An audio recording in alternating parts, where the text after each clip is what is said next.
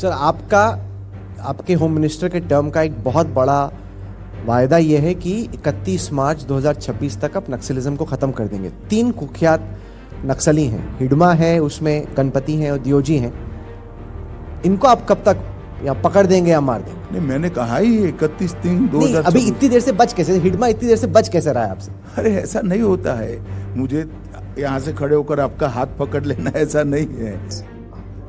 Madhvi Hidma is the Central Committee member and first battalion commandant and one of the most wanted and dreaded Maoist. His body has been recovered. His wife Raje, her body has been recovered along with 4 of his gunmen. केंद्रीय गृह मंत्री अमित शाह ने देश से माओवाद की समस्या को हमेशा के लिए जड़ से मिटा देने के लिए 31 मार्च 2026 की समय सीमा तय की है। सूत्रों के मुताबिक इसी कड़ी में गृह मंत्रालय द्वारा कुख्यात नक्सली कमांडर मांडवी हिडमा को जिंदा या मुर्दा पकड़ने के लिए सुरक्षा बलों को 30 नवंबर तक की डेडलाइन दे दी गई है, लेकिन सुरक्षा बलों ने डेडलाइन से भी 12 दिन पहले नक्सली कमांडर हिडमा का चैप्टर द एंड कर दिया। इस तरह 18 नवंबर की सुबह हिडमा के जीवन की शान साबित हुई। सुरक्षा बलों ने हिडमा को ढेर कर दिया है। सर आपके होम मिनिस्टर के टर्म का एक बहुत बड़ा वायदा यह है कि 31 मार्च 2026 तक आप नक्सलिज्म को ख़त्म कर देंगे। 3 कुख्यात नक्सली हैं, हिडमा है, उसमें गणपति हैं और दियोजी हैं। इनको आप कब तक या पकड़ देंगे या मार देंगे? नहीं, मैंने कहा ही 31/3/2026। अभी इतनी देर से बच कैसे, हिडमा इतनी देर से बच कैसे रहा है आपसे? अरे ऐसा नहीं होता है, मुझे यहाँ से खड़े होकर आपका हाथ पकड़ लेना ऐसा नहीं है। भाई एक समय था जब नक्सलवाद की थ्योरी फैलाने वाले पशुपति टू तिरुपति का रेड कॉरिडोर की बात करते थे। देश के 130 से ज्यादा जिलों में फैले हुए थे, आज 11 जिले बच गए हैं और विशेष रूप से नक्सल प्रभावित 3 ही जिले बचे हैं और ढेर सारे नक्सली न्यूट्रलाइज हुए हैं, अरेस्ट भी हुए हैं, सरेंडर भी हुए हैं। और मैं मानता हूं कि ये हिंसक आंदोलन की रीढ़ की हड्डी टूट चुकी है। अब जो थोड़ा बहुत बचा है 31 मार्च के पहले सुरक्षा एजेंसियां पूरा कर दी। हिडमा वो दहशत का वो नाम था जिस पर कम से कम 26 बड़े हमलों का मास्टरमाइंड होने का आरोप था। 43 वर्षीय हिडमा को 2013 के दरभा घाटी नरसंहार और 2017 के सुकमा हमला समेत कम से कम 26 सशस्त्र हमलों का जिम्मेदार माना जाता था।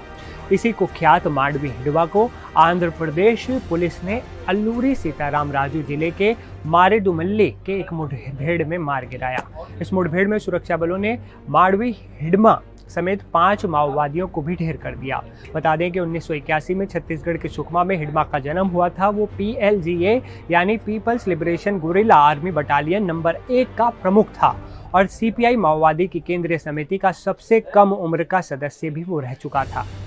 सूत्रों की माने तो सुरक्षा बलों और नक्सलियों के बीच हुई इस मुठभेड़ में हिडमा के साथ उसकी दूसरी पत्नी राजे उर्फ राजक्का भी मारी गई।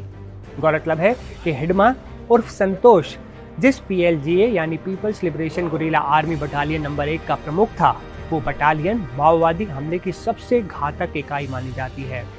इसके अलावा हिडमा CPI माओवादी के केंद्रीय समिति में बस्तर क्षेत्र का एकमात्र आदिवासी था।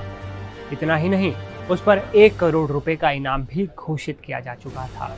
आइए अब एक नजर डालते हैं कि हिडमा की क्राइम हिस्ट्री क्या थी। 2010 दंतेवाड़ा हमला, 76 CRPF जवान शहीद। 2013 झीरम घाटी नरसंहार, 27 लोग मारे गए जिनमें कांग्रेस के कई शीर्ष नेता शामिल थे। 2021 सुकमा बीजापुर हमला, 22 सुरक्षा बलों के जवान शहीद हुए।